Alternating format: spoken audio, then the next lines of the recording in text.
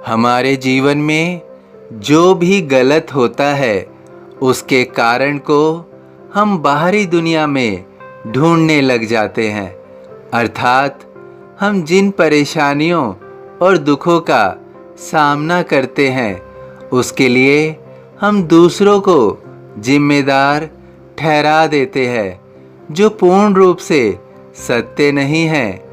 यदि कोई अन्य हमारे साथ गलत करता है तो इसके दो कारण होते हैं, या तो हम उससे निर्बल हैं या फिर हम उससे कम समझदार हैं। हम कई बार अनजाने में या मासूमियत में स्वयं का नुकसान कर देते हैं। इससे दूसरा व्यक्ति अच्छा है या बुरा है, इसका निर्धारण इससे नहीं होता है, बल्कि इससे पहले हमें यह आकलन करना चाहिए कि वह शक्तिशाली और बुद्धिमान है। हमें कभी भी किसी अन्य पर पूर्ण विश्वास या अंधविश्वास नहीं करना चाहिए। हमें दूसरों पर केवल इतना ही भरोसा करना चाहिए कि अगर वह भरोसा तोड़ दे तो उससे होने वाले नुकसान को हम बर्दाश्त कर सकें।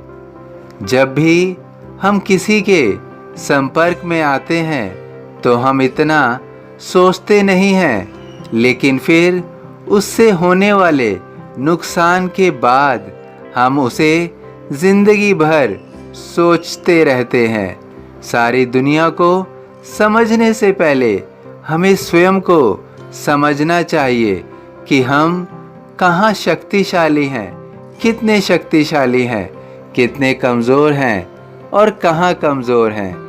हम क्या बर्दाश्त कर सकते हैं और हम क्या बर्दाश्त नहीं कर सकते हैं। यह सामाजिक प्रक्रिया है। हम एक समाज में रहते हैं। हमारा संबंध इस समाज से और इसमें रह रहे लोगों से जुड़ा हुआ होता है। हमें अपने पूरे जीवन में पशु पक्षी से पीड़ा नहीं मिलती है या फिर ना के बराबर मिलती है।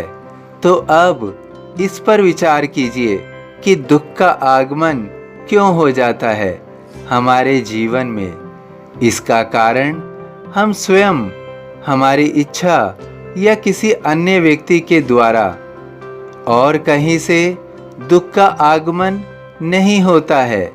हमें सर्वप्रथम स्वयं पर कार्य करना चाहिए और अपनी 6 कमियों काम, क्रोध, लोभ, मोह, अहंकार और ईर्ष्या को जड़ से खत्म करना चाहिए। जब हम इन सभी बुराइयों को खत्म करेंगे तो निश्चित रूप से हमारे अंदर कोई भी दुख का कारण नहीं बचेगा, क्योंकि दुख के कारण का आगमन इन सब कमियों के कारण होता है।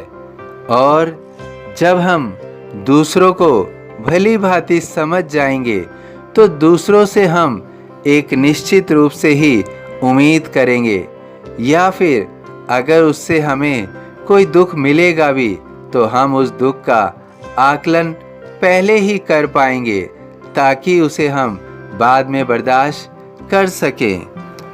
हम जितना भी अपने जीवन में स्वयं पर कार्य करेंगे, स्वयं में बदलाव करेंगे, हमारा जीवन, हमारा भाग्य, सब कुछ चमकने लग जाएगा।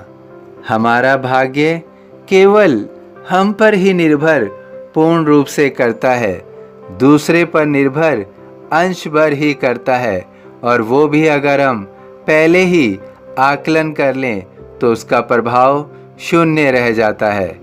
हमें अपने जीवन को बेहतर बनाना है तो स्वयं को बेहतर बनाना होगा। निश्चित रूप से तब हमारा भाग्य चमकेगा। हमारा भाग्य चमकने जा रहा है। असहायता लो भरपूर, जो मांगा वह नहीं है दूर। सभी साईं भक्तों से अनुरोध है कि कमेंट बॉक्स में ओम साई राम या अपनी कोई प्रार्थना लिखिए। वीडियो पसंद आया हो तो वीडियो को लाइक कीजिए, अन्य साईं भक्तों में शेयर कीजिए, इस चैनल को सब्सक्राइब कीजिए, बेल आइकॉन के बटन को पुश कीजिए। यदि फेसबुक पर देख रहे हैं तो कृपया इसे फॉलो कीजिए। ओम साई राम।